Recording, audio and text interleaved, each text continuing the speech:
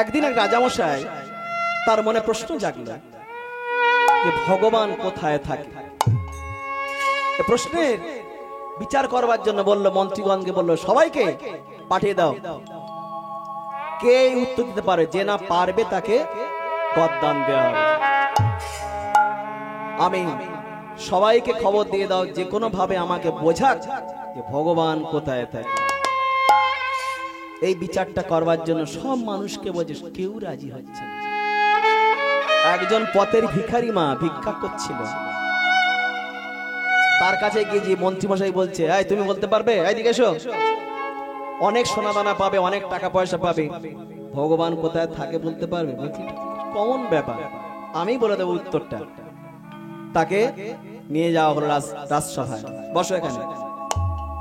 চারিদিকে লোকজন ভর্তি হয়ে গেছে। হঠাৎ তার মনে মনে সে তো জানে কোথায় ভগবান আছে, আমি বলে দিচ্ছি। দেখো শোনো, বলো, প্রশ্ন বলো, একটা প্রশ্ন, ভগবান কোথায় থাকে বলো আমাকে, ভগবান কোথায় থাকে। বলছে, এই উত্তর দেওয়ার আগে আমার একটু জল দিতে হবে, এক গ্লাস জল, তবে জলের সাথে লেবু আর লবণ মিশিয়ে দিলে খুব ভালো হয়, বড্ড তো গরমের সময় এসেছি। বলে, এর ব্যাটার দে, খেয়ে দে, লেবু আর লবণ ভালো করে মাখিয়ে দে, দিয়ে শরবত করে সুন্দর করে দিয়ে দাও, তারপরে জানা জানা খেয়ে দে। বলছে, রাজামশাই একটা প্রশ্ন করবো। বলছে, বল, প্রশ্ন, হাজার প্রশ্ন বল। বলে, জলের সঙ্গে লবণ তো মাখানো হলো, আপনি দেখতে পাচ্ছেন? ওই বোকার মতো কথা বলছে, লবণ যদি জলের সঙ্গে যদি মিশিয়ে দেওয়া হয় দেখা যাবে কি? বোকার মতো কথা বলছিস কেন? বলে, ভগবান যেমন এই জলের সঙ্গে যেমন লবণ মাখিয়ে দিলে যেমন লবণকে যেমন দেখা যায় না, তেমনি আমার ভগবান সর্বত্র বিরাজমান, ভগবান চোখে দেখা যায়। তারা দেখতে পাবে, ভক্তির চুমুক দিতে হবে, ভক্তির চুমুক দিলে তবেই ভগবানকে দেখতে পাওয়া যায়, ভগবানকে সবাই দেখতে পাওয়া যায় না। ভক্তির সাগরে ডুব দিতে হবে, ভক্তি। তাই দাদাকে রক্ষা করবার জন্য তৎকালীন যুগে তো মোবাইল ছিল না, মা একটা পত্র লিখে দিল, পত্র, তখন পত্র চিক ছিল, প্রিয়তম বা প্রিয় যা কিছু, যার কাছে বন্ধু বান্ধব, কাকা বলো, বাবা বলো, যা কিছু শ্রী চরণেশু বলা হতো, দাদার কাছে বলে দেওয়া হলো, 8টা অক্ষর লিখে দেওয়া হলো। কি 8খানা অক্ষর? সু, হি, রা, সু, জ, পা, কু, কং। 8খানা অক্ষর। কি অক্ষর? সু, হি, রা, সু, জ, পা, কু, কং। এটা লিখে মুড়ে দিয়ে পত্রটা পাঠিয়ে দেয়া হলো। ঠিক সময়ে সনাতন গোস্বামীর হাতে সেই পত্রটা পড়ল। বাপ, একি সুহীরা সুজপা কুকং এতে রূপ গোস্বামী। রতনে রতন চেনে, ভাবের কথা কি সবাই বুঝতে পারে? মাগো, সনাতন গোস্বামী বুঝতে পারলো যে 8টা অক্ষরের তাৎপর্য তিনি বুঝতে পেরেছেন। সু মানে সূর্য বংশ। দাদা, সূর্য বংশের অনেক প্রভাব প্রতিপত্তি ছিল, আজকে তারা নিশ্চিহ্ন হয়ে গেছে। কেন? অহংকারে মত্ত হয়ে। তা তুমি থেকো না। হুসেন শাহের যে অহংকার একদিন চূর্ণ হবে, সবকিছু চলে যাবে অহংকারের মধ্যে দিয়ে, তাহলে সু চলে গেল। হি মানে হিরণ্যকশিপু। যে হিরণ্যকশিপু প্রহ্লাদকে মারতে ছিল অনেক ভাবে, হাতির পায়ের সঙ্গে বেঁধে দেওয়া হয়েছিল, জলে নিক্ষেপ করে তবু প্রহ্লাদ মরেনি, পাহাড় থেকে ফেলে দেওয়া হয়েছিল গড়িয়ে গড়িয়ে গড়িয়ে গড়িয়ে, তবু প্রহ্লাদ মরেনি। তখন হিরণ্যকশিপুর বোনের নাম ছিল হোলিকা। বলে, হোলিকা, আমি প্রহ্লাদকে কোনোভাবেই মারতে পারছি না, তা তুই তো ব্রহ্মার বরে বলিয়ান, ব্রহ্মাকে সাধনা ভজন করে তুই একটা বর পেয়েছিলিস। কি বর? যে তোকে আগুনে কোনোদিন তোর মৃত্যু হবে না। তাই আমার নিবেদন হলো যে প্রহ্লাদকে তুই কোলে নিয়ে আদর যত্ন করবি। ছোট্ট প্রহ্লাদ, আমি পিছন থেকে আগুন জ্বেলে দেব। প্রহ্লাদ মারা যাবে, তোর তো কিছু হবে না। কেন? তুই ব্রহ্মার বর পেয়ে তুই পুড়ে মরবি। তাই মনে হলো প্রহ্লাদকে কোলে নিল হোলিকা, পিছন থেকে হিরণ্যকশিপু আগুন জ্বলে দিল। দাও দাও দাও দাও করে জ্বলছে, চিৎকার উঠছে, সহ্য করতে পারছি না।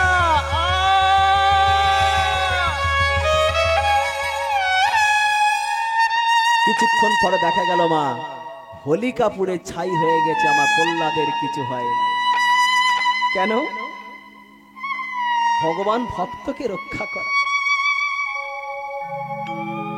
ভক্তকে রক্ষা করেছে প্রহ্লাদকে, কিন্তু হোলিকা পুড়ে ছাই হয়ে গেল। সেই হিরণ্যকশিপুকে বধ করলো আমার ভগবান। তাহলে সুই হলো রা থেকে রাবণ। রাবণের অনেক অহমিকা ছিল, অনেক দম্ভ ছিল, স্বয়ং ভগবানের স্ত্রীকে হরণ করেছে। অনেকে বলে যে তার নিজের স্ত্রীকে রক্ষা করতে পারে না, সে আমার দেশ রক্ষা করবে। যারা বিরোধী পার্টি, আমি এখানে পার্টিবাজি কথা বলিনি, আমার ভগবানকে কথা বলেছি। কারণ মরা মরা করতে করতে দোষ রত্নাকর বাল্মীকি হয়েছিল রাম নামে, ঠিক আছে? আর আমি দেখেছি যদি বলি জয় শ্রীরাম, আবার পার্টিবাজি হয়ে যাবে, গাড়ি আটকাবে, 4 চাকা দাঁড়াও বাবা, তোমার যে টাকা বাকি আছে। তাহলে জয় শ্রীরাম নয়, আমি ভগবানের কথা বলতে এসেছি, তাই ভগবানই বলব। সেই রাবণ, রাম রাবণের যখন যুদ্ধ হচ্ছে, তখন রামচন্দ্রের কিছু সৈন্য আছে, তারা বলে জয় শ্রীরাম, সবাই বলুন জয় শ্রীরাম, জয় শ্রীরাম। এই হুঙ্কারে রাবণের যারা সৈন্য সামন্ত ছিল, তারা ভাবলো কি ব্যাপার, বিশাল আওয়াজ, বিশাল আওয়াজ। তখন একটা সৈন্য গিয়ে বলছে, রাজামশাই, রাবণকে বলছে, রাজামশাই, রাম নাম লিখে যে পাথরে রাম নাম লিখে দেওয়া হচ্ছে, সেই পাথর জলে ভাসছে, আপনি কিছু করতে পারবেন তো? এখন তো সব ওপার থেকে এপারে চলে আসবে।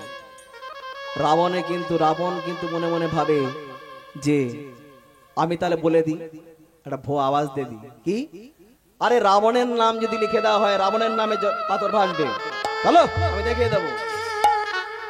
সৈন্য সামন্ত চারিদিকে প্রচুর, সবাই হাজির হয়েছে নদীর পাড়ে, সবাই নদীর পাড়ে হাজির হয়েছে, দেখবো যে রাবণ নামটা লিখে দিলে সেই নামটা ভাসে কি না। বলছে তোমরা এখানে দাঁড়াও, দেখলে তো রাবণ নামটা লিখে দিচ্ছি, কিন্তু নিচে, তার নিচে লিখে দিচ্ছে রাম, উপরে রাবণ বড় করে সবাইকে দেখতে পাচ্ছ রাবণ লেখা আছে তো? বলছে হ্যাঁ। তার নিচে কি লেখা আছে? রাম লিখে দিয়েছে। যেই ভাসিয়ে দিয়েছে, সঙ্গে সঙ্গে পাথর ভেসে উঠেছে। জয় রাবণের জয়। সবাই হচ্ছে কি ব্যাপার, তাহলে তো ঠিক সমানে সমানে তাহলে আজ যুদ্ধ হবে। রাবণ নাম লিখে দিলে যদি ভাসে, রাম নাম লিখে যদি ভাসে, তাহলে তো আমাদের রাবণ তাহলে ঠিক আছে। কিন্তু তার নিচে রাবণ তো জানে আমার তো কিছুই নাই। এই রাবণ কথাকার লোক জানেন তো, জয় বিজয়, স্বর্গের জয় বিজয়, যে তাতে হয়ে গেল রাবণ কুম্ভকর্ণ, তারপরে হলো কি কংস শিশুপাল, আর কলিতে তারা কি হলো জগাইয়ার মাথায়।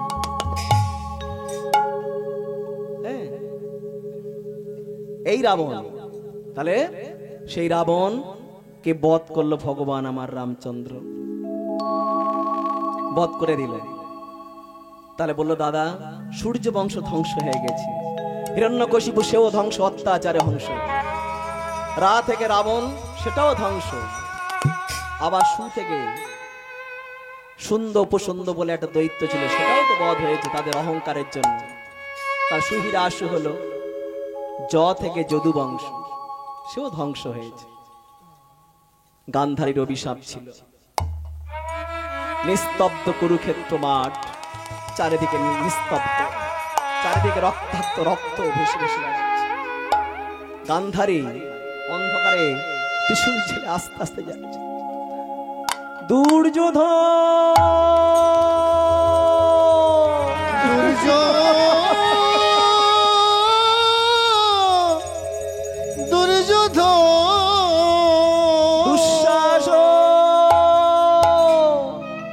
কোথা তোরা বাবা? আমার 100 খানা পুত্র তোরা কোথায়? আমি যে হতভাগিনী গান্ধারী, কারোর মুখ তো দেখতে পাচ্ছি না। কাঁদালে কাঁদিতে হয়, এ কথা মিথ্যা নয়। কাউকে যদি মনে কষ্ট দেন মা, কাঁদালে দেখবে আপনার কাঁদতেই হবে। কেন? এই 100 খানা পুত্র নিজের ছিল না, এটা চুরি করা, ধার করা। কিভাবে? কুন্তী আর গান্ধারী এক সময় খুব বান্ধবী ছিল, বাড়িতে কেউ ছিল না। কুন্তী আর গান্ধারী তাদের কথোপকথনে ব্যস্ত, গল্পে ব্যস্ত। মধ্যাহ্ন বেলা, এমন সময় দুর্বাসা মুনি সেখানে উপস্থিত। ভিক্ষাং দেহি, ভিক্ষাং দেহি। মুনিবর, কুন্তী ছুটে গেছে। মুনিবর, আপনাকে কি করতে পারি, কি সেবা করতে পারি? আমি আজকে সেবা নেব তোমার দুপুরে। বহু যত্ন করিস, মামার সুন্দর করে রান্না করে দুর্বাসা মুনিকে দিয়েছে।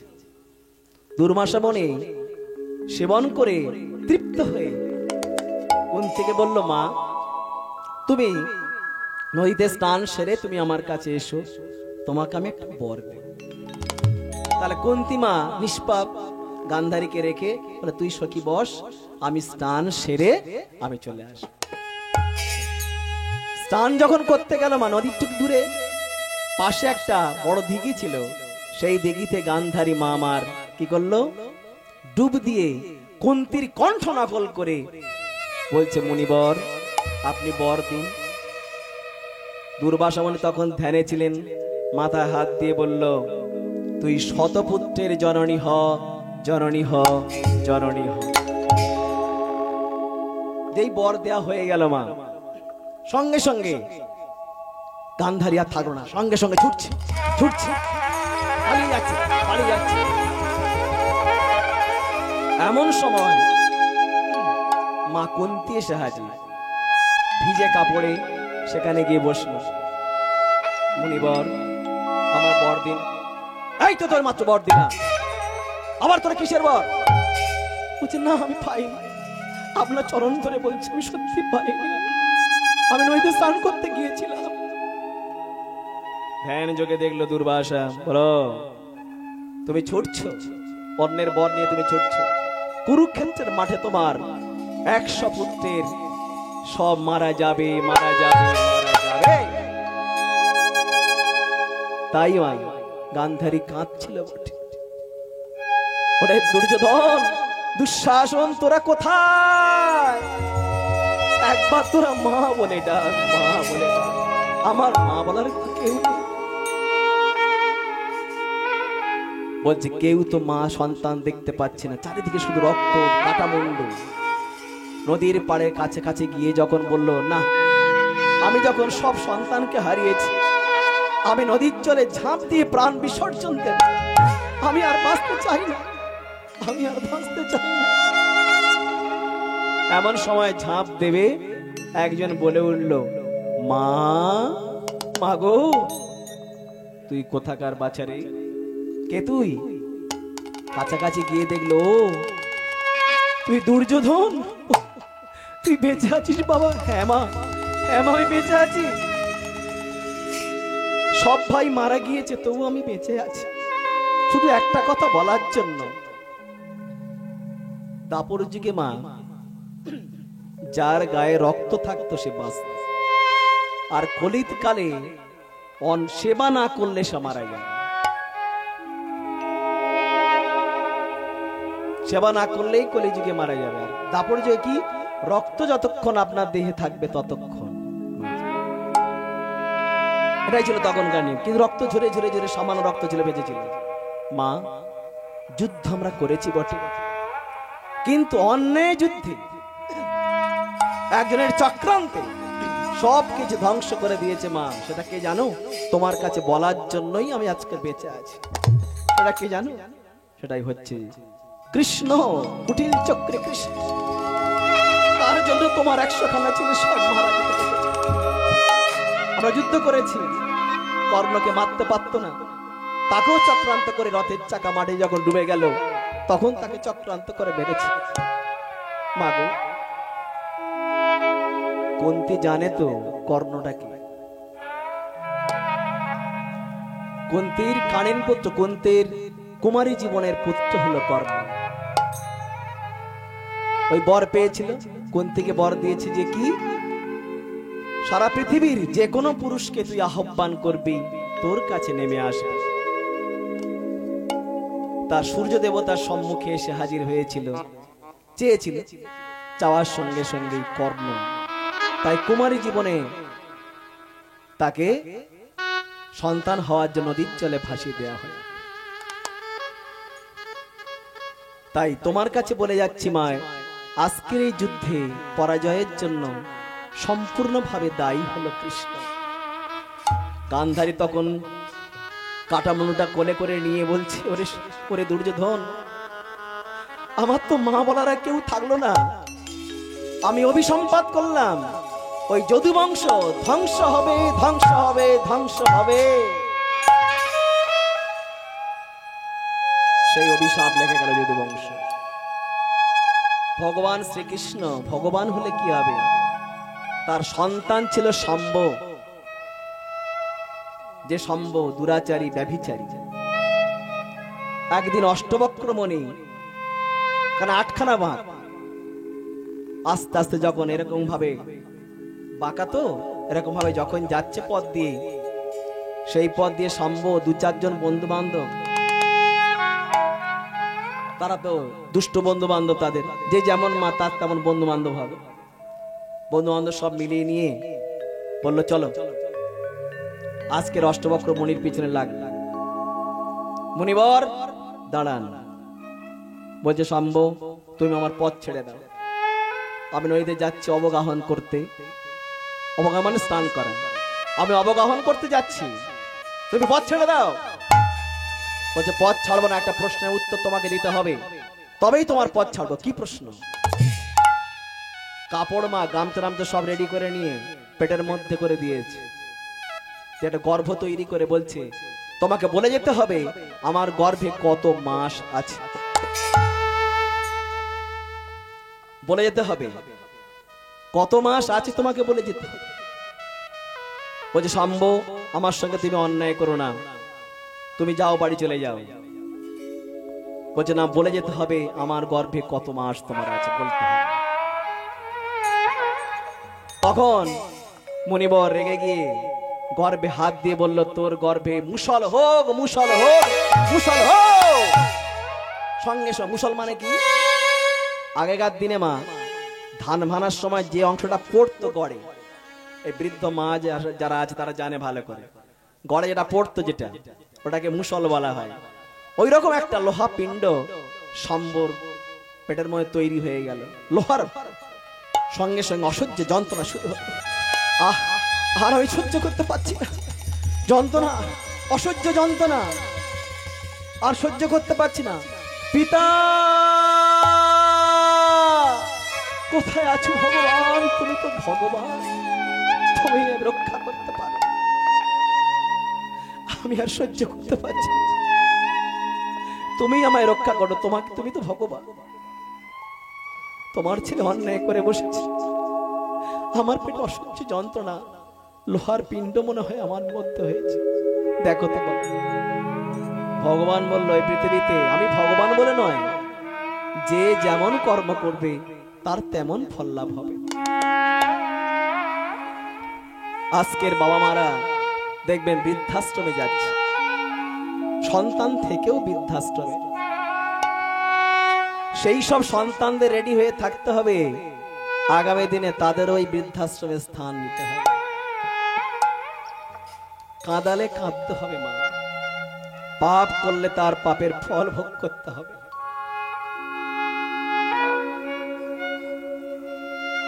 পাপ করলে তার পাপের ফল ভোগ করতে হবে। কি? গরুড় পুরাণ থেকে আমি বলছি, ব্রহ্মবৈবর্ত পুরাণে লেখা আছে কি পাপ করলে কি জনম তার হবে। হে ভক্তমণ্ডলী, হে ভক্তিমতী মায়েরা, ভালো করে শুনলেন, কি পাপ করলে আমাদের কি জনম হতে পারে।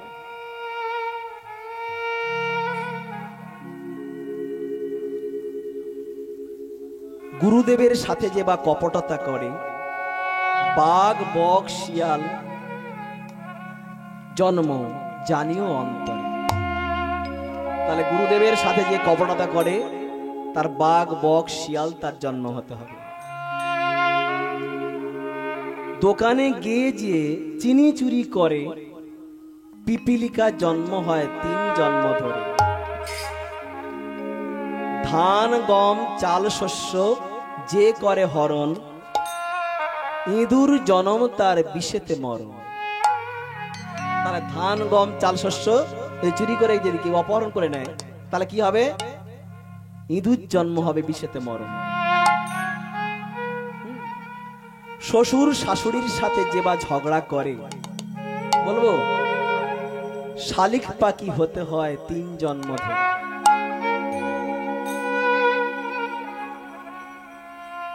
অন্যের জায়গা যে দখল করে খায় উই পোকা হতে হয় তার। কি জন্ম? উই পোকা হতে হবে। বাজারে গিয়ে যে বা তেল চুরি করে তার হতে হবে উই পোকা, শুঁয়ো পোকা হতে হবে 3 জন্ম ধরে। যদি কেউ তিল চুরি করে, তেল একটুখানি নিল, একটু মেখে নিল, এসব করা যাবে না। দান যজ্ঞ বিবাহেতে যারা ভাঙচি দেয় তাদের জন্ম হয় কচ্ছপে জন্ম। কেউ দান করে যাচ্ছে, এই দান করিনি, হরিবাসর আর করে নেয়, কত টাকা উঠছে, সে টাকা সব তো মেরে মেরে খাচ্ছে। যজ্ঞ বিবাহে দেবে যারা ভাঙচি দেয় কচ্ছপ জন্ম হয়। স্ত্রী বা স্বামী, আর বলে দিই, স্ত্রী বা স্বামী যারা পিছনে কুটুর কুটুর করে তাদের হতে হয় কি? কোন ব্যাং হতে হয় 3 জন্ম ধরে। স্বামী মনে করো স্ত্রীর পিছনে 3 রাত কুটকুট করছে, এই সব পাপের তত্ত্ব জেনে রাখো ভাই, 100 পাপ করিলে সে পঙ্গু হয়ে যায়। এইরকম যদি 100 খানা পাপ হয় তাহলে কি হবে? পঙ্গু হয়ে যায়। 1000 পাপ করলে কালা হয়ে যায়, 2000 পাপ করলে কানা হয়ে যায়, 5000 পাপ করলে বোবা হয়ে যায়, 5 লক্ষ পাপ করলে তার মাথায় বজ্রাঘাত পড়ে। এর চেয়ে বেশি পাপে কুষ্ঠ ব্যাধি ধরে। গরুড় পুরাণ বলছে। তাই এই পাপী যারা পাপী তাপী আছে তাদের জন্য ভগবান নিচে নেমে আসে। তাই পদকর্তা কি বললেন? পাপীর তরে, পাপীর তরে আসেন ভগবান। তাই পাপীর তরে, পাপীর তরে আসেন ভগবান। পাপীর তরে, পাপীর তরে আসেন ভগবান। এই ব্রহ্মাণ্ডের খণ্ডে খণ্ডে ভক্ত মুখে তারে গুণগান। আসেন ভগবান। তাই পাপীর তরে, পাপীর তরে আসেন ভগবান। পাপীর তরে, পাপীর তরে আসেন ভগবান। বহু পাপী এক ভগবান,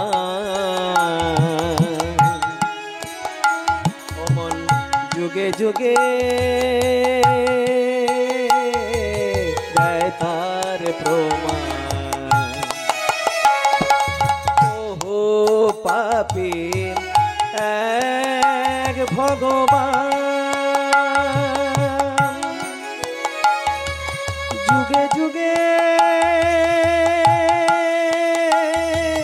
দেয় তার প্রমাণ। কত পাপী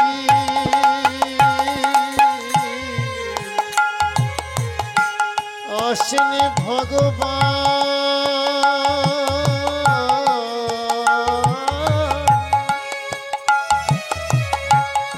যুগে যুগে জয় গৌর হরি হরি বল, হরি হরি বল।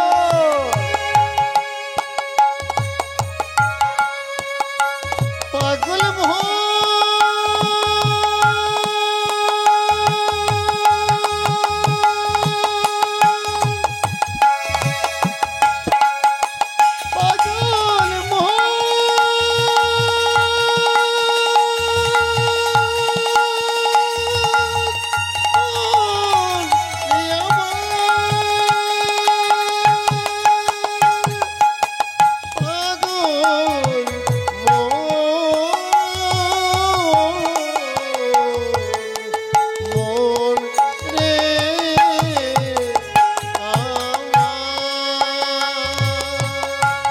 বহু পাপী এক ভগবান,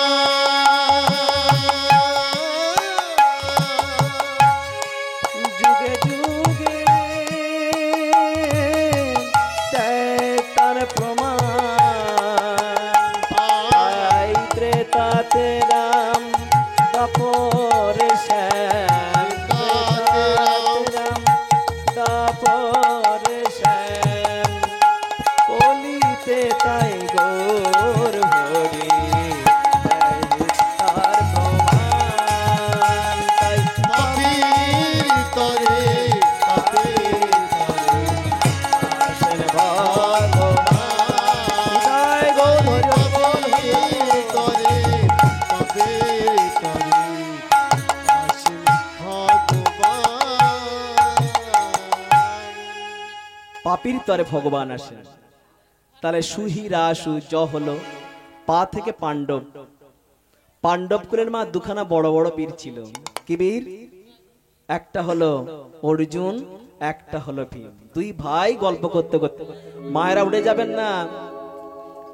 হরিবাসরে এসে একটা কথা বলি, শাস্ত্র বলছে, আমার কথা নয়। হরিবাসরে এসে যদি ভালো করে মন দিয়ে যদি কীর্তন শোনা যায় 25% তার পুণ্য অর্জন হয়ে যায়। আর যদি আন কথা যদি বলা যায় 75% পাপ নিয়ে যেতে হবে।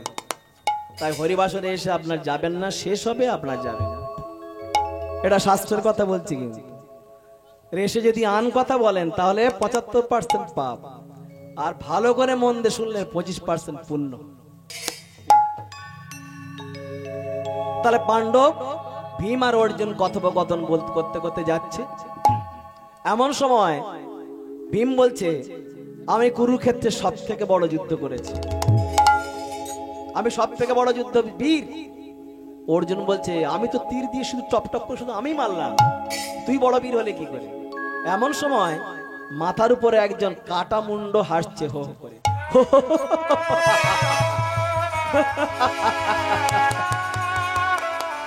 ভীম বলল, কি আমাদের এই কথা শুনে অট্টহাস্য করছে কি? উপরের দিকে তাকিয়ে দেখলো মা, আর কেউ নয়, একটা কাটা মুন্ড হাসছে। ভীম বলল, এই চুপ কর বেটা, একটা গদার আঘাতে তোকে আমি শেষ করে ফেলবো। মারতে যাবে এমন সময় আমার ভগবান কৃষ্ণ হাতটা ধরেছে। দাঁড়াও, কাকে মারছে জানো? ওটা কে? তোমার ছেলে ঘটোৎকচ, ঘটোৎকচের ছেলে হচ্ছে, ওর নাম হচ্ছে বীরবর, বর্বরী। ওর নাম হচ্ছে কি? বর্বরী। জানো, বর্বরী মায়ের আশীর্বাদ নিয়ে যুদ্ধে গমন করছে। এমন সময় কুরুপক্ষ আর পাণ্ডব পক্ষের যুদ্ধ, মুখে কৃষ্ণ নাম নিয়ে যাচ্ছে। কি বলছে? সবাইকে ডেকে ডেকে বলছে কি? এসো ভাই গান গায় কৃষ্ণ নাম হরি নাম এসো ভাই গান গায় কৃষ্ণ নাম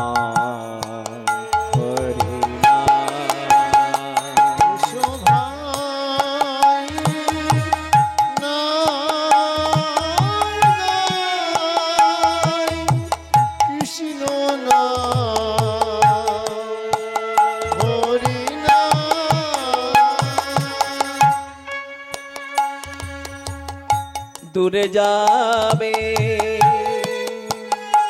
তবে জানা তোমরা নাও গো নামের মালা দূরে যাবে তব জালাম তোমরা না গো মালা দূরে যাবে তবে জালাম তোমরা নাও গো নামের মালা দূরে যাবে তব জালাম তোমরা না গো নামের মালা তোমরা বলো কৃষ্ণ নাম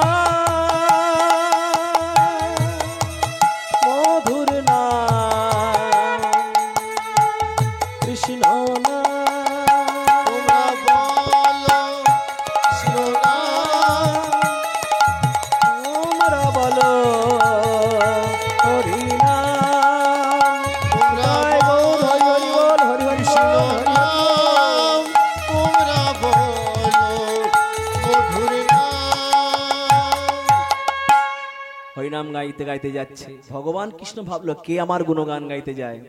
এই শোনো বালক শোনো, তোমার নাম কি? আমার নাম বর্বরী। কোথায় যাচ্ছ তুমি? ও আমি যুদ্ধে অংশগ্রহণ করতে যাচ্ছি। যুদ্ধে? কোথায় যুদ্ধ? ও একদিকে কুরুপক্ষ আছে না, একদিকে পাণ্ডব পক্ষ আছে, ওই দুই পক্ষের মধ্যে যুদ্ধ হবে। তা যে পক্ষটা দুর্বল আমি সেই পক্ষ অবলম্বন করতে যাচ্ছি। তা আচ্ছা তোমার মতে মনে হয় যে কোন পক্ষ দুর্বল? বলছে আমার মতে মনে হয় কুরুপক্ষ দুর্বল। ছি ছি ছি ছি বালক, তুমি জানো 100 খানা তারা ভাই? বলছে আপনি জানেন না 100 খানা ভাই হলে কি হবে? আমার পঞ্চ পাণ্ডবের সঙ্গে আমার ভগবান কৃষ্ণ আছে। তুমি চেনো কৃষ্ণকে? বলছে না আমি চিনি না, আমি শুনেছি ভগবান কৃষ্ণ যে পক্ষে আছে সেই পক্ষ তো জয়ী হবে। ও তা তুমি তাহলে কুরুপক্ষে যুদ্ধ করতে যাবে? আচ্ছা ওই পক্ষ অবলম্বন করবে? হ্যাঁ আমি ওই পক্ষ অবলম্বন করব। আচ্ছা তোমাকে একটা পরীক্ষা নিয়ে দেখি তুমি কেমন বড় বীর। বলছে হ্যাঁ পরীক্ষা নিন। বলছে সেদিকে এসো, তুমি এমন বান নিক্ষেপ করো, একটা বান নিক্ষেপ করে এই তেঁতুল গাছের পাতাগুলো তোমাকে চিরে দিতে হবে। বান নিক্ষেপ করো। ও তখন চোখটা বুঝিয়ে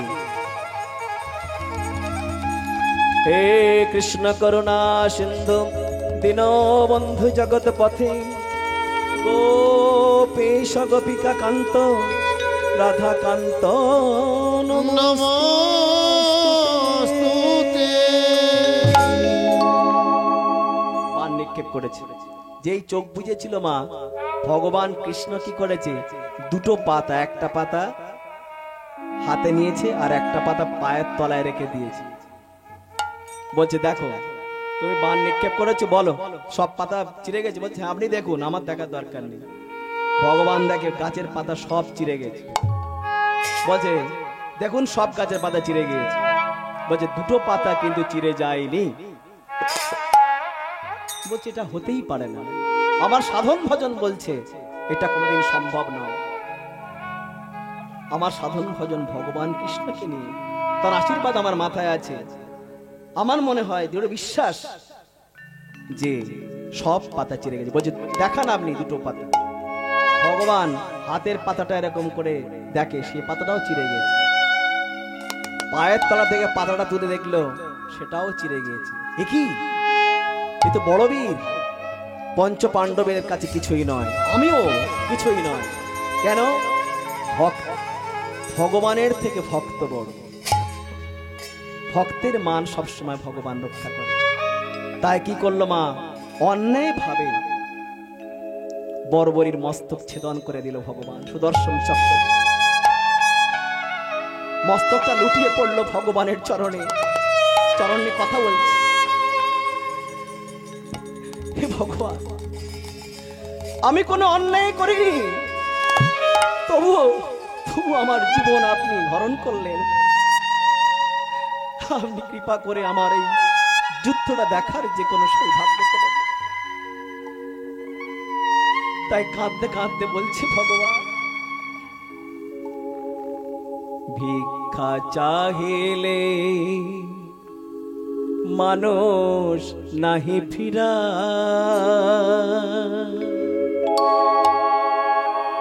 তোমার চরণে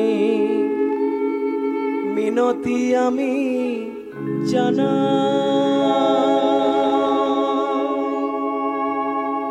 ভিক্ষা চাইলে কেউ ফিরিয়ে দেয় না, তোমার কাছে ভিক্ষা কি জানো ভগবান?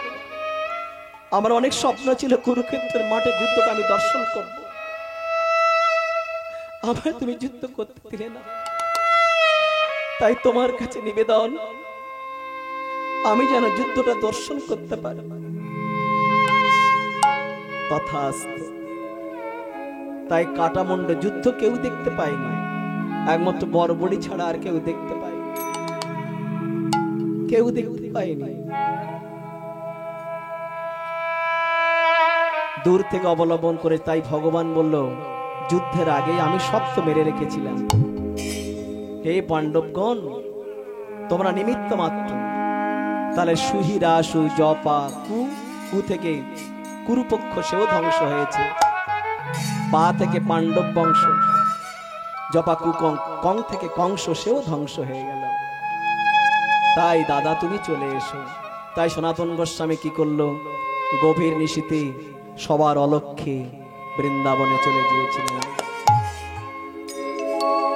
বৃন্দাবনে চলে গিয়েছিল। তাই পদকর্তা কি বললেন, গোরাগুণ কহনে না যায়, গোরাগুণ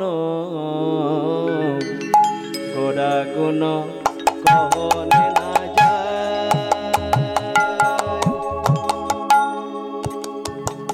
গোরা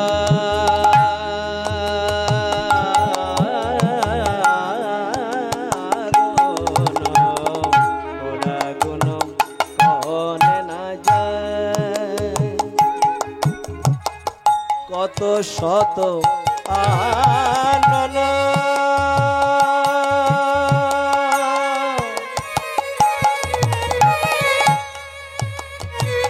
কত চতুনা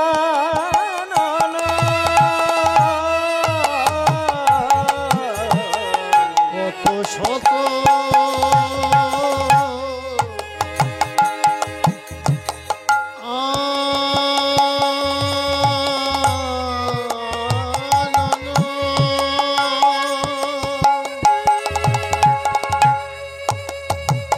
কত চতু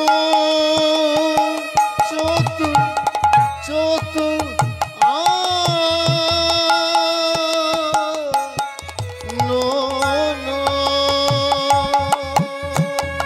কত শত আনন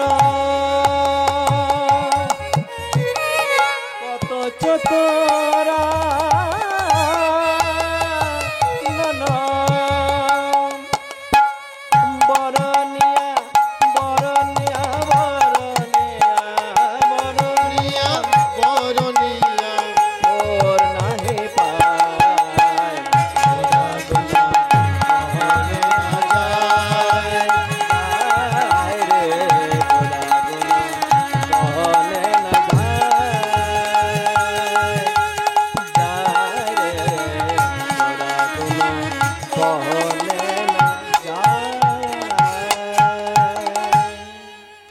এই গোড়ার গুণগান সহজে কত চতুর আনন চতুর্মুখে ব্রহ্মা গোড়ার গুণগান গিয়ে শেষ করতে পারেনি।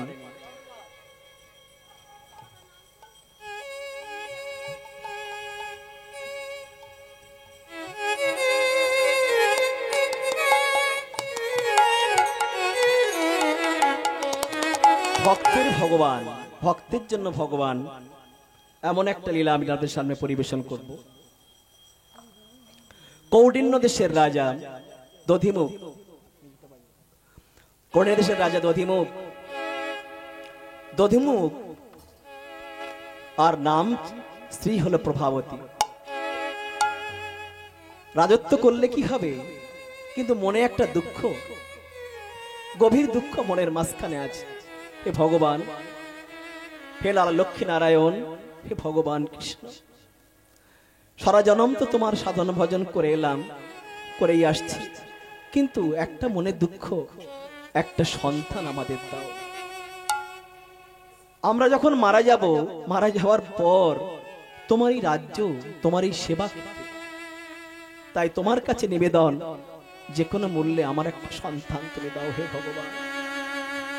সন্তান যখন কামনা করছে, গুরুদেবের কাছে গেল, গুরুদেব বলছে দেখো তুমি পুত্রেষ্টি যজ্ঞ করো, পুত্রেষ্টি যজ্ঞ করলে তবেই তোমার সন্তান তুমি লাভ করতে পারো। দধিমুখ আর প্রভাবতী পুত্রেষ্টি যজ্ঞের আয়োজন করে একটা সন্তান মা হলো। গভীর আনন্দ, আনন্দ আর ধরে না, চারিদিকে হই হুল্লোড়, চারিদিকে পড়ে গেছে শঙ্খ ঘন্টা, চারিদিকে কত বাজনা, কত রাজার সন্তান হয়েছে, সবাই দান করতে চাচ্ছে, সবাইকে দান করবে। এদিকে মন্ত্রী দৃষ্টবুদ্ধি, মন্ত্রীর নাম কি দৃষ্টবুদ্ধি, মনে মনে ভাবলো এতদিন তো সন্তান ছিল না, আমার মনের বাসনা আছে রাজা মারা গেলে এই সিংহাসনটা আমি পাবো, কিন্তু সিংহাসন তো পাওয়া দূরের কথা, এই সন্তান যখন হয়ে গেছে, সন্তান তো সব পাবে, আমি যে কোনো মূল্যে আজকে রাজাকে মারতেই হবে, সন্তানটাকে মারবো, এটাই আমার চক্রান্ত, যে কোনো ভাবেই মারবো।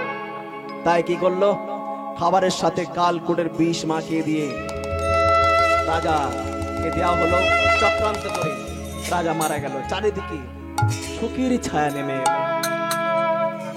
স্ত্রী কাঁদছে, প্রভাবতী স্বামী গো, তুমি আমায় ফেলে চলে গেলে, তুমি ছাড়া আমার আর কে আছে, আমার কেউ নেই। সবাই বই বোঝালো, দেখ প্রভা, রানীমা সখী বলছি, দেখ প্রভা আর কে দেখি হবে, কিন্তু মন মানে না। স্বামী গো, তোমার চরণে নিবেদন, তুমি আমাকে হতভাগিনী ফেলে তুমি চলে গেলে, আমি কি করবো, একা কি করে থাকবো, বলো হরি বল, বলো হরি বল।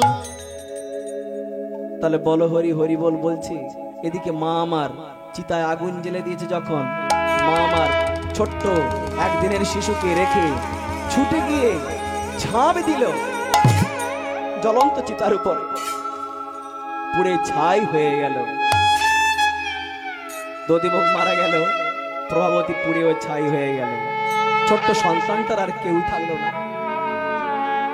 ছোট্ট সন্তানকে সবাই বলে বলে, যে ধাত্রীমা ছিল, ধাত্রীমা বলল এই সন্তান, আমার তো কোনো সন্তান নেই। সেই ফাঁকে সন্তানটিকে গোপনে চুরি করে নিয়ে ধাত্রীমা পালিয়ে চলে গিয়ে বলছে, ওরে তুই রাজার ছেলে, তুই আমার কাছে এসেছিস, আমি তোর একটা মা, ধাত্রীমা, তোকে আমি যে কোনো মূল্যে বড় করে তুলব, আমার যত কষ্ট হোক আমি পরের বাড়িতে কাজ করে তোকে মানুষের মতো মানুষ করব। দেখবেন পিতা হারালে মা তার সন্তানকে পরের বাড়িতে কাজ করে তার সন্তানকে বড় করে, কিন্তু মা যদি কোনোদিন মারা যায়, বেশিরভাগ বাড়িতে বাবার একটা করে বিয়ে করে নেয়, এটাই ব্যতিক্রম। জননী জন্মভূমিষ্ঠ স্বর্গাদপি গরীয়সী, স্বর্গের থেকে বড় মা। পিতা স্বর্গ, পিতা ধর্ম, পিতাহি পরমন্তপ, পিতরি প্রীতিমা পণ্যে প্রিয়ন্তে সর্বদেবতা। সর্বদেবতার থেকে পিতা বড়, কিন্তু মা স্বর্গের থেকেও বড়। তাহলে মা হলো এমন যেটাকে কোনোদিন সংশোধন করা যাবে না, এক কথায় বলে শেষ করা যাবে না। তাহলে বলছে, দেখ আমি তোকে বড় করে তুলবো যে কোনো মূল্যেই। কঠিন একটা ব্যাধি হলো, ধাত্রীমা কি হলো, সেও মারা গেল। মামার বাড়িতে খবর গেল, এদিকে খবর চলে গেল, মাতামহ এসে সেই সন্তানটাকে নিয়ে বড় করে আস্তে আস্তে আস্তে আস্তে বড় করে তুলল। 3-4 বছর হলো, একটা পাঠশালায় ভর্তি করে দিল, আর সুন্দর করে তার নাম দিল কি, চন্দ্রহংস। চন্দ্র, তোকে তো পাঠশালায় গুরুদেবের কাছে ভর্তি হতে হবে, চল বাবা। গুরুদেবের কাছে গিয়ে বসে প্রথম পড়াচ্ছে কি, কর খল ঘট জল। শুনেছেন তো আপনারা, কর খল ঘট জল বলছে গুরুদেব। বলছে কর মানে কি জানিস, সৎভাবে কর্ম কর। খল, তাহলে খল থাকলে কোনো সৎকর্ম করা যাবে না, খল মানসিকতা থাকলে। গুরুদেব জানাচ্ছে কর খল ঘট, তাহলে যদি সৎকর্ম করো তাহলে এই দেহ ঘট সুন্দর হবে। আর জল, কর খল ঘট আর জল যদি হয় তবেই হবে ভক্তির সঞ্চার জল। কর খল ঘট জল। বলছে নবধারা পাত, বইটা বার কর। গুরুদেব, নব মানে কি? আরে নব মানে নূতন। নব মানে কি জানিস? নববিধা ভক্তি, শ্রবণ কীর্তন অর্চন বন্দনং পাদ সেবনং আত্মনিবেদনং, এই নববিধা ভক্তি। বলছে নয় কেন এত? আরে নববিধা ভক্তি আছে বলেই তো, তবেই তো নয়ের এত গুরুত্ব। নয়ের নামটা পড়েছিস? বলছে হ্যাঁ। শিখে নে ভালো করে। নয়ে একে নয়, ন দুগানে কত? বলছে গুরুদেব 18 হয়। তাহলে 18 তো, তাহলে 8 একে কত? 9। 3 লং কত? 27। 7 এ 2 কত? 9। 4 লং 36। 6 এ 3 কত? বলছে 9। 5 লং 45। 4 এ 5 9। 6 লং 54। 4 এ 5 9। 5 এ 4 9। 7 লং 63। 6 এ 3 9। 8 লং 72। 7 এ 2 9। 9 লং 81। 81। 8 এ 1 9। 9 10 90 9। হরি হরি নয়ের এত গুরুত্ব, শোন বাবা। তাই নববিধা ভক্তি। ধারা মানে কি? এ ধারা নয়, জলের ধারা নয়, ঝর্ণার ধারা নয়, হ্যাঁ দুধের ধারা নয়। এ ধারা হলো অশ্রু ধারা। যদি বর্ষণ হয় তবেই তুই গোবিন্দকে পাবি। ধীরে ধীরে যখন 5 বছর হলো, তখন লেখাপড়ার সাথে চন্দ্রকে শেখানো হচ্ছে যে জীবনে সব থেকে পিতামাতাই হলো শ্রেষ্ঠ, ঠিক আছে? আর ভগবান কৃষ্ণই হলে আমাদের সবথেকে বড় ভগবান। কেন? ষড়ৈশ্বর্যপূর্ণ ভগবান আমার কৃষ্ণ।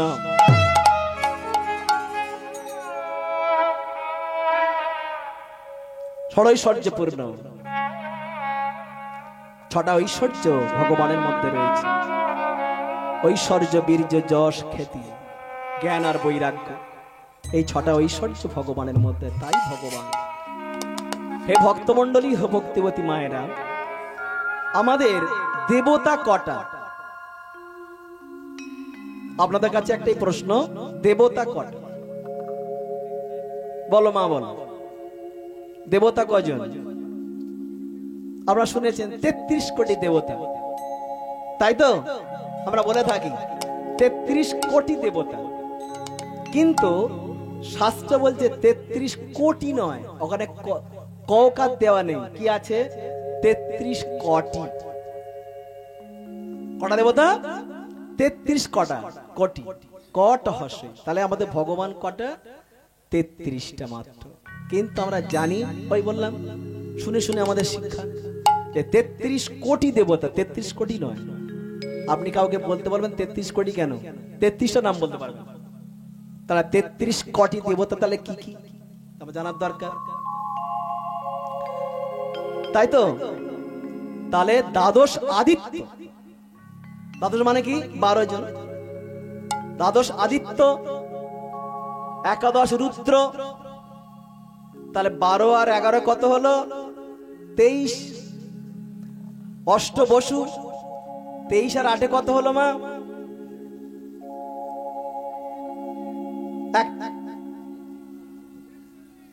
12 আর 11 কত হয়েছে? 23। আর অষ্ট বসু, 8টা বসু আছে, 8 আর 8 9 10, তাহলে কত হলো? 31। আর 2 হলো অশ্বিনী কুমার। এই আমাদের 33 কোটি। তাহলে অষ্ট বসু কি? আমরা তো বলি একে চন্দ্র বল বাবা, দুয়ে পক্ষ বল, তিনে নেত্র, চারি বেদ। এখনকার ছেলে জিজ্ঞেস করলে 4টে বেদ বলতে পারবে নাকি? ঋক্সাম যদি অথর্ব। 5এ পঞ্চবান বলবেন, দেখবেন যে মাস্টারমশাই পড়াচ্ছে তারও দেখবেন জিভ পিছন দিকে চলে গেছে। 5এ পঞ্চবান। মদন, মাদন, শোষণ, মোহন, আস্তম্ভন, এই 5টি বান, 5এ পঞ্চবান। 7 সমুদ্র 8এ অষ্টবসু, যে বললাম 8টে অষ্টবসু। ধর, ধ্রুব, অনল, অনিল, প্রভাস, প্রত্যুষ, সোম আর 2, এই অষ্টবসু। এই অষ্টবসুর মধ্যে যে 2 ছিল সে অত্যাচারী। সেই অত্যাচারী তার সাব্রষ্ট হয়েছিল আমাদের ভীষ্ম, গঙ্গাপুত্র ভীষ্ম। এই হলো বাবা নবধারা পাল। এই করতে করতে প্রত্যেক দিনের ন্যায় ভগবান কৃষ্ণকে পূজা করার জন্য অরণ্যের মাঝখানে বনে থেকে সুন্দর সুন্দর ফুল চয়ন করে সেখান থেকে নিয়ে এসে গোবিন্দের চরণে দেয়। এদিকে রাজা দৃষ্টবুদ্ধির বাড়িতে এদিকে অত্যাচারী হলে কি হবে, কিন্তু গায়ে তার সুন্দর নামাবলী আমাদের মতো। আপনারা হয়তো ভাবছেন সুন্দর একটা তিলক কেটেছি, বেশ কীর্তন গাছ, আহ সেটা কি ভক্তিময়। এসব নকল মাল। ভিতর থেকে যদি সত্যিকারের যদি ভক্তি সঞ্চার হয় তবেই তো সেটা। কিন্তু দৃষ্টবুদ্ধির বাহ্যিক চেহারা খুব সুন্দর। কেন? প্রত্যেক দিনের ন্যায় ভাগবত পাঠ হয় বাড়িতে। সাধু গুরু বৈষ্ণব চারিদিকের পাড়ার লোকজন এসে ভাগবত পাঠ করে ও নিজেও শ্রবণ করে। তার সুন্দর বাজিতটা খুব ভালো। একদিন চন্দ্রহংস অন্যান্য বালকদের সঙ্গে করে সেই ভাগবত পাঠ শ্রবণের সেখানে গিয়ে ভগবানের কথা হচ্ছে সেখানে। তুমি নির্গুণ, তুমি সর্বগুণ, তুমি ভগবান, তুমি দয়াময়, তুমি বংশীধারী, তুমি পাপাহারী। কত সুন্দর সুন্দর কথা হচ্ছে ভাগবত। সেই ভাগবতের কথা শুনে চন্দ্রের মধ্যে ভক্তি সঞ্চার হলো। সবাই ভাগবত যে পাঠক আছে তার দিকে না তাকিয়ে ওর দিকে এক দৃষ্টি সবাই তাকিয়ে আছে। কি ব্যাপার? কেন? সবার মধ্যে যে বালকটা সুন্দরভাবে বসে আছে তার এত রূপের মানে অপূর্ব যে রূপ, তার চারিদিকে যেন ছড়িয়ে পড়েছে রূপের ছটা। সবাই তাকিয়ে আছে, কেই বালক, কেই বালক। রাজামশাই জিজ্ঞাসা করলো, তোমরা ওদিকে তাকিয়ে আছে কেন? বলছি অন্যান্য বালকের থেকে এই বালকটা যেন আজকের অন্যতম। তার মধ্যে একজন গণাপড়া জানে, সে গণাপড়া করে দেখলো, বললো, রাজামশাই আপনার কাছে একটা কথা বলতে চাই। বলছে কি? এই যে ছেলেটা এখানে যে বসে আছে, আগামী দিনে এই কৌডিন্য দেশের এই রাজা হবে, এর চক্রবর্তী লক্ষণ আমি দেখতে পাচ্ছি। যে কোনো মূল্যেই রাজা হবে। কি বলছো? তাহলে তো আমার রাজ্য হারাতে হবে। বলছে, হ্যাঁ রাজামশাই। চণ্ডালগণ তোমরা খবর নাও, এখনই খবর নাও যে এই বালকটা কোথাকার বালক, খয় নিয়ে চলে আসতে হবে যে কোনো মূল্যে। খয় নিয়ে জানা গেল যে অন্য পাড়ায় থাকে, মাতামহের বাড়িতে চন্দ্র লালিত পালিত হচ্ছে। ও আচ্ছা ঠিক আছে। চন্ডালগণকে বলল, যে কোনো মূল্যে ছলা কলায় তোমরা গভীর অরণ্যের মধ্যে ওকে নিয়ে যাবে। ও তো প্রত্যেকদিন ফুল তুলতে যায়, তাহলে ফুল তোলার ছলনা করে ওকে নিয়ে যাবে গভীর অরণ্যে। ওর রক্ত আমার দেখাতে হবে, যে কোনো মূল্যে রক্ত কেটে আনতে হবে।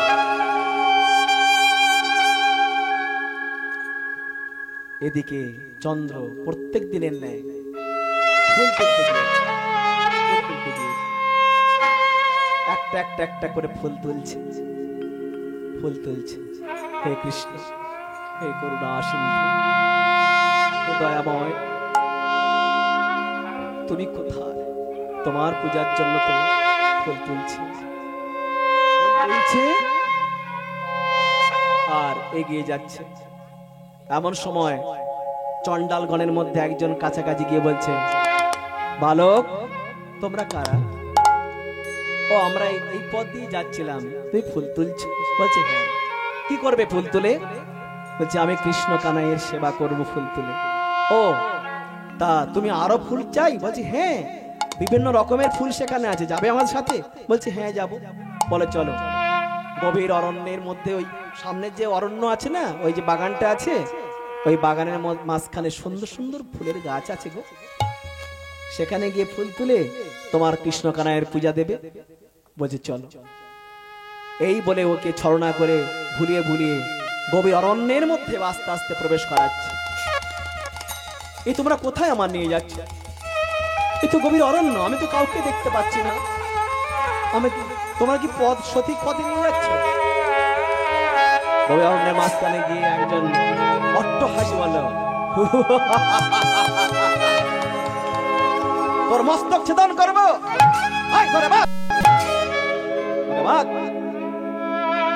তোমরা আমাকে মারছ কেন? আমি তো কোনো অপরাধ করিনি। তোমরা কারা? আমরা কারা? তোর মেরে তোর তাজা রক্ত নিয়ে গেলে আমরা প্রচুর স্বর্ণ মুদ্রা পাবো, অনেক টাকা পয়সা পাবো, তোকে বাঁচিয়ে রেখে লাভটা কি?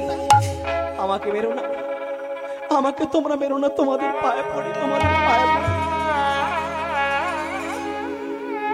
মেরো না।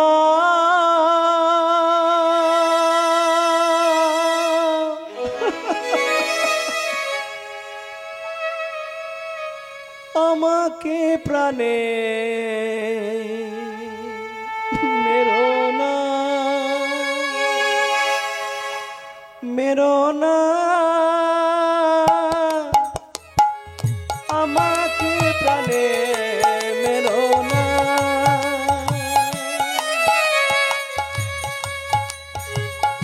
আমি অতি শিশু, জানি না নিষ্ঠ কিছু। আমি অতি শিশু, জানি না নিষ্ঠ কিছু। আমাকে প্রাণে মেরো না, মেরো না, আমাকে প্রাণে মেরো না, আমাকে মেরো না। তোমাদের পায়ে পড়ি, তোমাদের পায়ে পড়ি, আমাকে মেরো না, আমাকে বাঁচাও, আমাকে বাঁচাও, আমাকে প্রাণে আমাকে মেরো বাঁচাও। না। তোমরা আমাকে মারছো কেন? হে কৃষ্ণ দয়াময়, তুমি আমায় বাঁচাও, তুমি আমাকে বাঁচাও। তুমি বন্ধু, তুমি সখা, কোথা আছো দাও দেখা। তুমি বন্ধু, তুমি সখা, কোথায় আছো দাও দেখা। তুমি বন্ধু, তুমি সখা, দাও মরে দাও দেখা। তুমি বন্ধু, তুমি সখা, কোথায় আছো দাও দেখা। আমাকে প্রাণে মেরো না, মেরো না, আমাকে প্রাণে আমাকে মেরো না। বাঁচাও, কে আছে বাঁচাও, আমাকে মেরো না, তোমার আমাকে প্রাণে মেরো না। আমাকে মেরো না, তোমাদের চরণ ধরি।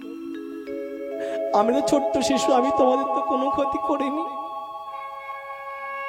তোমাদের চরণ ধরে বলছি, আমাদের তুমি ছেড়ে দাও। আমি অনেক দূরে চলে যাব, তোমাদের রাজার কোনো অনিষ্ট করব না, কোনো অনিষ্ট করব না। তোমাদের অনেক দূরে আমি চলে যাব, আমার জীবন ভিক্ষা চাইছি। একজন বলছে, তোকে যদি বাঁচাই তাহলে আমাদের টাকা পয়সা কি হবে? একজন, আমাকে বাঁচাও। ভগবান যেন তাদের মধ্যে একটা অন্যরকম ভাব দেখালো। একজন বলছে, আরে দেখ, জীবনে তো অনেক পাপ করেছি, অনেক মানুষকে মেরেছি, অনেক বড় পাপ করেছি। এই ছোট্ট শিশুটাকে হয়তো আজকে না মেরে একটু পুণ্য করি। দেখ ওর মুখটা দেখ, মুখের দিকে তাকিয়ে দেখ। অনেক বালক দেখেছি, কিন্তু এমন বালক কোনোদিন দেখিনি। বালকটাকে রেখে মা ওরা চলে গেল। পথে ভাবলো কি হবে, যে কোনো মূল্যে তো রক্ত চাই। তাই একটা ছাগল কাটিয়া রক্তে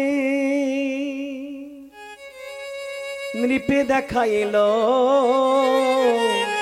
ছাগল কাটিয়া রক্তে নৃপে দেখাইল, ছাগল কাটিয়া রক্তে নেপে দেখাইল, ফলমতি দৃষ্ট বুদ্ধি আনন্দ বাড়িল, ছলমুখী কৃষ্ণমুখী আনন্দ বাড়িল। ছাগল কাটিয়া রক্তে নৃপে দেখাইল, ছাগল কাটিয়া রক্তে নৃপে দেখাইল, ফলমতি দৃষ্ট বুদ্ধি আনন্দ বাড়িল, তার আনন্দ আর ধরে না, আরে আনন্দ আর ধরে না রে, শত্রু নিধন হয়েছে ভেবে আনন্দ আর ধরে না, শত্রু নিধন হয়েছে বলে আনন্দ আর ধরে না রে, শত্রু নিধন হয়েছে বলে আনন্দ আর ধরে না, শত্রু নিধন হয়েছে বলে আনন্দ আর ধরে না রে, ফলমতি দৃষ্ট বুদ্ধি আনন্দ বাড়িল, ফলমতি দৃষ্ট বুদ্ধি আনন্দ বাড়িল। বাবা বাবা বাবা, ওরা ছাগল কেটে সেই রক্তটা নিয়ে, রাজামশাই দেখুন, বাহ, আমি খুব খুশি, আমার শত্রু আজকের থেকে ঋণ শোধ হলো। ব্যাধি শেষ রাখতে নেই, ঋণের শেষ রাখতে নেই, আর রিপু মানে শত্রু, শত্রুর শেষ রাখতে নেই। বাহ, শত্রু যখন শেষ হয়ে গেছে, খুব ভালো, তোমরা স্বর্ণ মুদ্রা নিয়ে চলে যাও। এদিকে চন্দ্র গভীর অরণ্যের মধ্যে পথ খুঁজে পাচ্ছেন। দয়াময়, তুমি কোথায় আছো, পথ দেখা। হে ভগবান, তুমি আমায় পথ দেখাও ভগবান।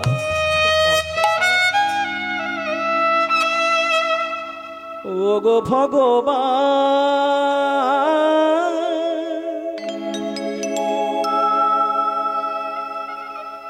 আমি কি তোমার নয়,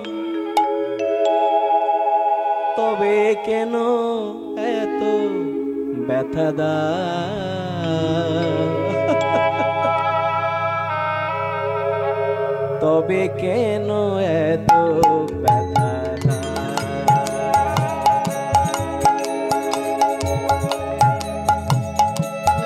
গো ভগবান,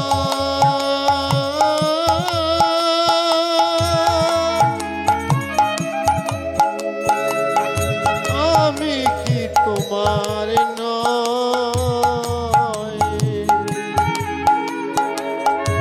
তবে কেন এত ব্যথা দাও, তবে কেন এত ব্যথা দাও,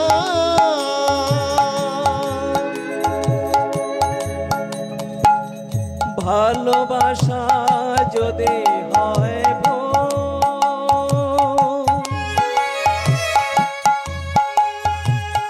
হারাতে হয় যদি ভগবান কে আছো বাঁচা।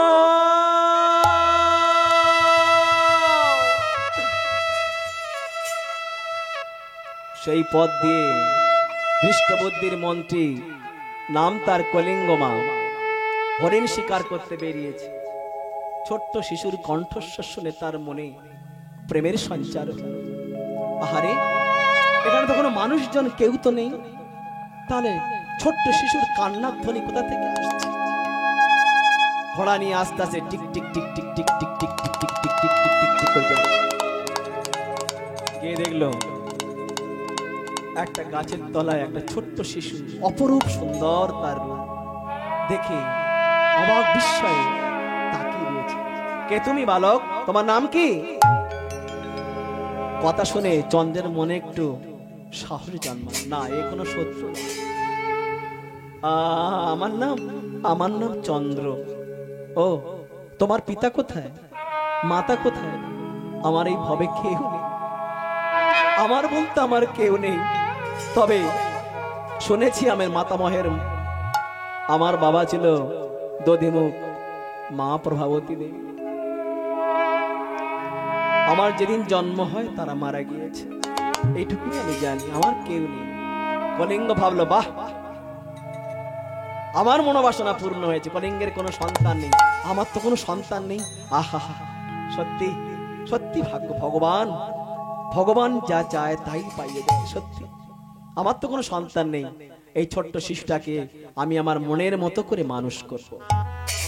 কলিঙ্গকে নিয়ে বাড়ি চলে গেল। চারিদিকে আনন্দ, ধুমধাম করে আনন্দ, ঢাক ঢোল বাজিয়ে আস্তে আস্তে করে, ঢাক ঢোল বাজাবো না বাবা, চারিদিকে শুধু জানতে পারে। কিছুদিন পরে নগরে ঘোষণা করলো যে কলিঙ্গের পুত্র হয়েছে। তাই দান ধ্যান সবকিছু করলো। চন্দ্রকে পাঠশালায় ভর্তি করানো হলো। চন্দ্র, তোমার পাঠশালায় ভর্তি করানো হবে। চন্দ্রকে পাঠশালায় ভর্তি করানো হয়েছে। গুরুদেবের তখন তো একটু বড় হয়েছে, গুরুদেবের কাছে গিয়েছে। লেখাপড়ার সাথে সাথে মা তাকে শাস্ত্র অধ্যয়ন শেখাচ্ছে। কি শাস্ত্র? শোনো বাবা চন্দ্র, গুরুদেব শেখাচ্ছে। গুরুদেবের কাছে প্রশ্ন করলো, আচ্ছা, মহাভারত তো শুনেছি, মহাভারত, তা মহাভারত নাম হলো কেন? একটু দেহতত্ত্ব হবে, আপনারা মনোযোগ দিয়ে শুনলেন। মহাভারত নাম হলো কেন? মহাভার থেকে মহাভারত বাবা। পণ্ডিত মানুষ তো বলছে মহাভার। কিসের ভার? টাকার ভার, গাড়ির ভার, অর্থের ভার, অহমিকার ভার। এই যে ভার থেকেই আজকের মহাভারতের যুদ্ধটা হয়ে গেছে, মহাভারত।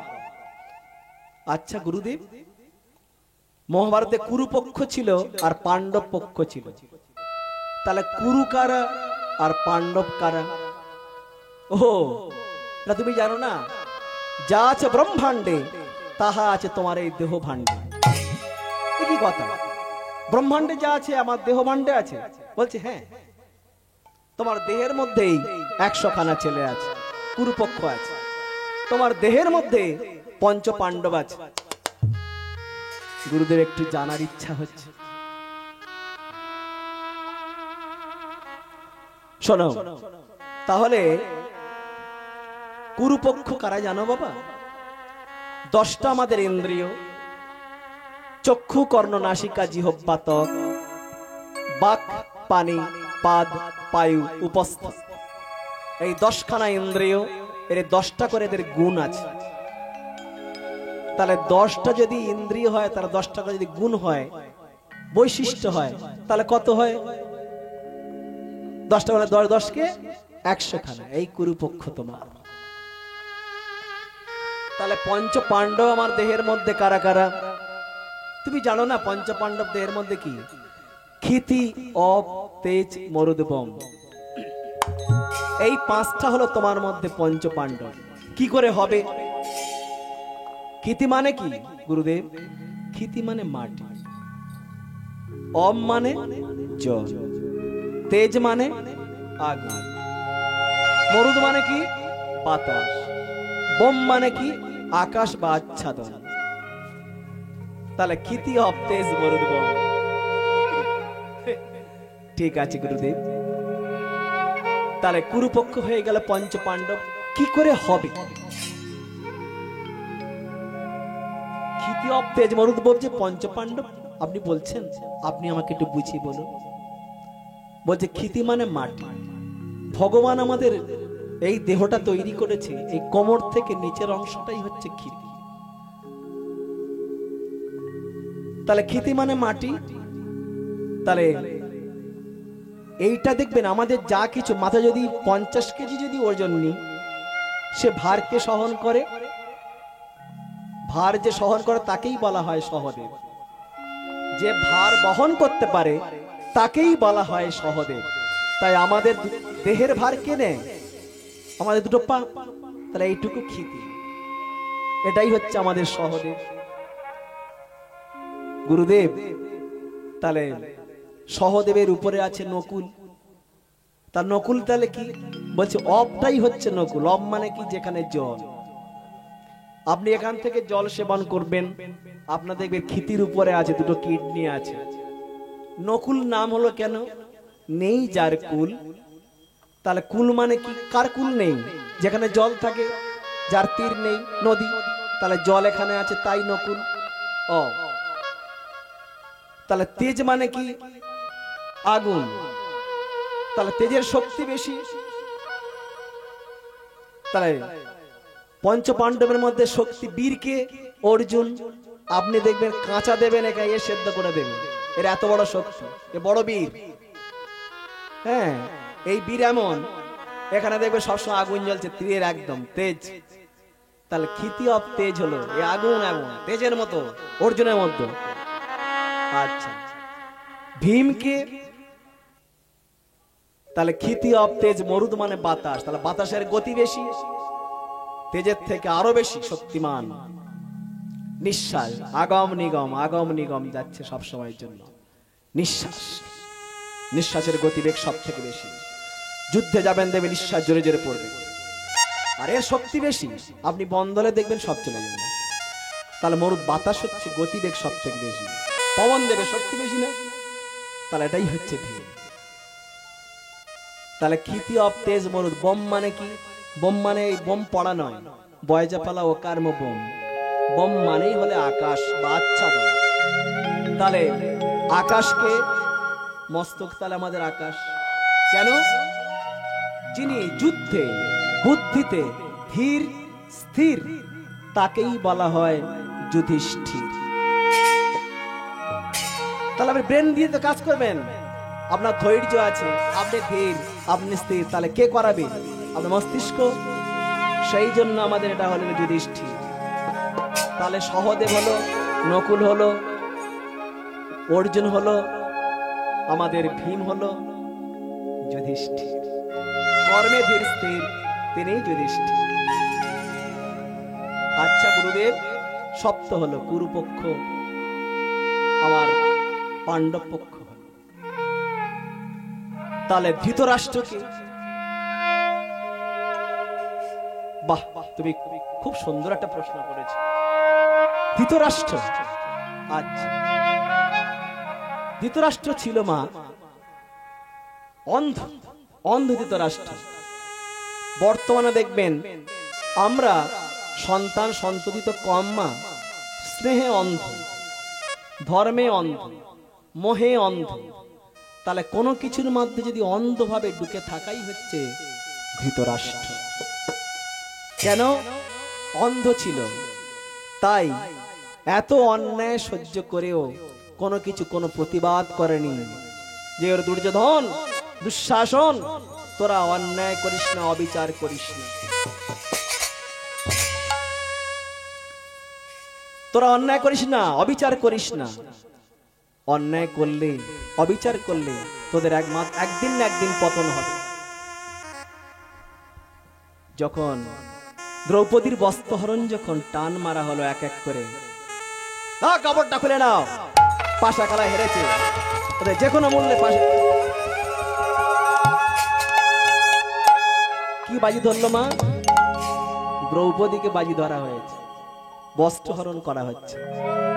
এক হাতে ভগবানকে কৃষ্ণ ডাকছে, দয়াময় রক্ষা করো আমায়, দয়াময় রক্ষা করো। কোথায় আছো দয়াময়, তুমি রক্ষা করো। এক হাতে লজ্জা ঢেকে আছে, এক হাতে ডাকছে। কিন্তু ভগবানের কাছে সমর্পণ, সর্বস্ব দিলেই তবে ভগবান পাওয়া যাবে। তাই মা, যখন নিতাই গৌর হরিবোল বলা হয়, তখন এক হাত উঁচু করতে নেই, কি করতে হয়? দুহাত উঁচু করতে হয়। তাই নিতাই গৌর হরি হরি বল, হরি হরি বল। তাই গৌর কৃষ্ণ প্রেমানন্দে হরি বল, হরি বল, হরি বল। যখন দুহাত হলো, তখন ভগবান কৃষ্ণ শুধু কাপড় সাপ্লাই দিয়ে যাচ্ছে। দুঃশাসন কি করছে? শুধু টানছে আর টানছে। ক্লান্ত হয়ে পড়লো, আস্তে আস্তে টানতে টানতে টানতে টানতে টানতে টানতে টানতে টানতে ক্লান্ত হয়ে পড়লো। দুঃশাসন বলল, আমি পিপাসার্থ, আমি জল খেয়েছি। অন্দরমহলে গিয়ে দেখে দুঃশাসনের স্ত্রী উলঙ্গ। কি এরকম বসন কেন তোমার? কি হয়েছে তোমার? এক ঘরের কোণে এক কোণে চুপচাপ বসে বলছে, এর জন্য দায়ী তো তোমরা। তোমরা পরের বইয়ের কাপড় টানবে, তোমাদের বাড়ির বউদের কাপড় থাকবে? এটা কোনদিন হতে পারে? তাই শুধু আমি নয়, দুঃশাসন স্ত্রী বলছে, শুধু আমি নয়, দেখে এসো সব আজকের বৌমাদের কি অবস্থা। সবাই তাহলে কাপড় ওখান থেকে সব এক এক করে সাপ্লাই। তাহলে ভগবান যার পিছনে থাকে মা, সেই ভক্তের কোনো কিছু করা যায় না। তাহলে এটাই হচ্ছে ধৃতরাষ্ট্র। রাধাকে আর কৃষ্ণকে যিনি কর্ষণ করেন, তিনি হলেন কৃষ্ণ। ক্রি ধাতু থেকে স্ন প্রত্যয় যোগ হয়ে কৃষ্ণ হয়েছে। কৃষ্ণ কর্ষণ করে, যেখানে কর্ষণ হয় সেখানে বীজ বপন হয়। হরে নাম হরের নাম, হরের নামই কেবলম। কলিযুগে একমাত্র নামই শাস্ত্র। করতে করতে করতে তবেই হবে। দেখবেন মাখন কিন্তু সহজে তৈরি হয় না, গোল মন্থন করতে করতে করতে তবেই সেখান থেকে মাখন তৈরি হয়। তেমনি ভগবানের নাম করতে করতে আপনার মধ্যে শক্তি সঞ্চিত কখন যে হবে আপনি নিজেই জানেন না। তাহলে এই হচ্ছে কৃষ্ণ। রাধাকে ঊর্ধ্ব থেকে নিম্নগামী, যাকে বলা হয় ধারা, গুড়ার্থ হচ্ছে গুড়ার্থ, অন্তর্নিহিত অর্থ। ঊর্ধ্ব থেকে নিম্নগামী তাকেই বলা হয় ধারা, নিম্ন থেকে ঊর্ধ্বগামী তাকেই বলা হয় রাধা। তাহলে ঊর্ধ্ব থেকে নিম্নগামী যেটা নির্দেশ আছে তাকে কি বলা আছে? ধা রা। এটাকে উল্টে দেওয়া হলো, কি হলো? রা ধা। তাহলে বীজের মধ্যে যেমন বৃক্ষ থাকে, না যায় জানা, নামের মধ্যে নামই থাকে, হৃদয়ে পটে আঁকা থাকে। যেই নাম সেই কৃষ্ণ ভজনিষ্ঠা করি, নামের মাঝারে আছেন আপন শ্রীহরি। নামের মাঝখানে আছে, দেখতে পাবেন না। তাহলে কি? এই ধারা, এই ধারা বাবার মাথায় থাকে, বাবার মাথায় থাকি, মায়ের ক্ষেত্রে গিয়ে বীজ বপন হয়। বীজটা মাটি থেকে বপন হয়, সেখান থেকেই তো বৃক্ষ জন্ম হয়। তাই আমাদের দেহের কটা দরজা? 9খানা দরজা। দুটো দরজা, দুটো, চারটে, 6টা, 7টা, 8টা, 9টা। তাই 9টা দরজা খুব সুন্দর করে গুছিয়ে রাখতে হবে। এই 9টা দরজার মধ্যে ভালো করে যদি না যদি দরজা, আপনার ঘরের দরজা কটা? একটা থাকে, অনেক ঘরে দুটো দরজা থাকে, কিন্তু আমাদের এই দেহ ঘরের 9খানা দরজা আছে। তাহলে ভালো করে যদি না তালা চাবি যদি না মারা হয়, তাহলে কি হবে? আমাদের দেহের মধ্যে মূল্যবান জিনিসগুলো সব চলে যাবে। তাহলে অকাল বার্ধক্য সহজে চলে আসবে। তাই পদকর্তা কি বললেন? ও মন পাগলা রে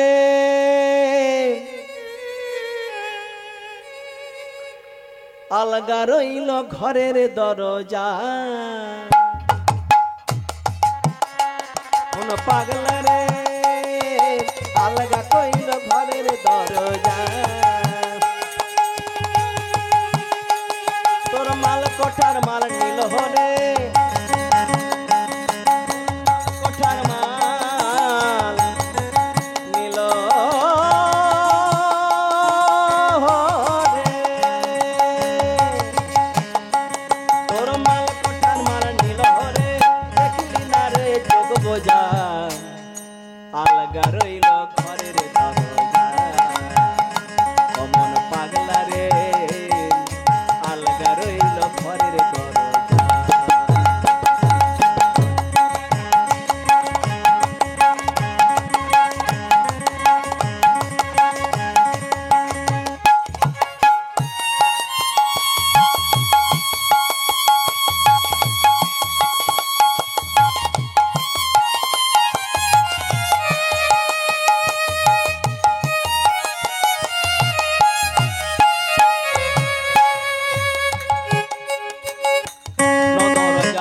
দরজা মন দরজার এক দরজা মন ও তুই দিতে করলে ভুল আর মদ মোহে মত্ত হয়ে চোখে দেখলি সরষের ফুল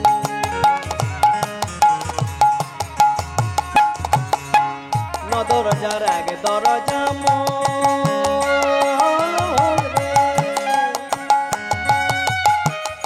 ও তুই দিতে করলে ভোল মদ মোহে মত্ত হয়ে দেখলি চোরসের ও তুই কামরসেতে হয়ে মত্ত কামরসেতে হয়ে মত্ত দেখলি না রে চোখ বজা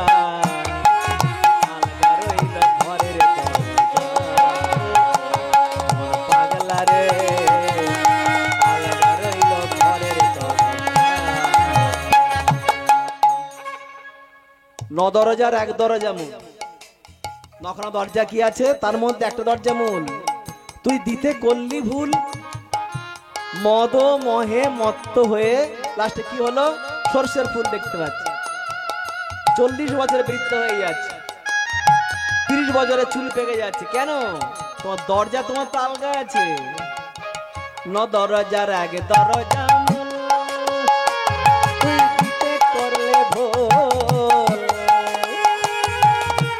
মদ মোহে মত্ত হয়ে সরষের ফুল ও তুই কামরসেতে হয়ে মত্ত কামরসেতে হয়ে মত্ত দেখলি না রে চোখ বজা আলগা রইল ঘরের দরজা পাগলা রে আলগা রইল ঘরের দরজা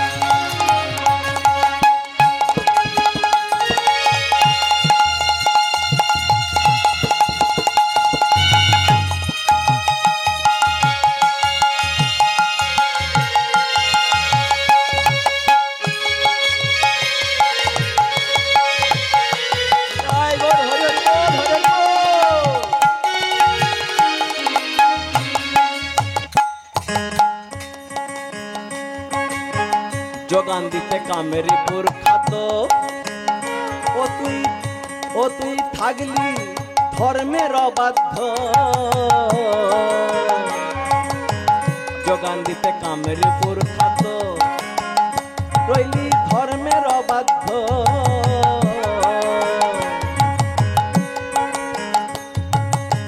মদ মোহে মত্ত হয়ে তুই রইলি অবাধ্য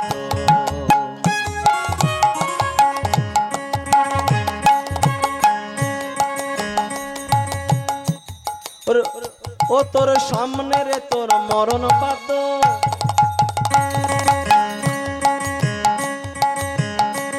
তুই সামনে রে তোর মরণ পাত দেখলি না রে চোখ বজা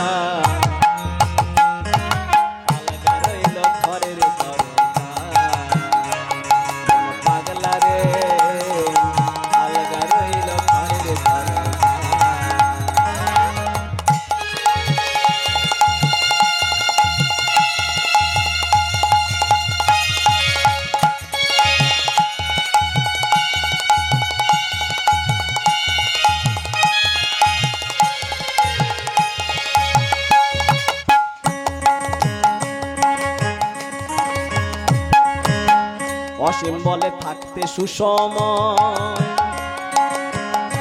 বলো হরি বলো ভাই নিতাই গৌর হরি হরি বল হরি হরি বল অসীম বলে থাকতে সুসময় মুখে হরি বলো ভাই সবকিছু ভাই ছেড়ে দিয়ে ধরো গরুর পায় রক্ষা পাবি সবার কৃপায় ও তুই রক্ষা পাবি মায়ের কৃপায় দেখলি না রে চোখ বজা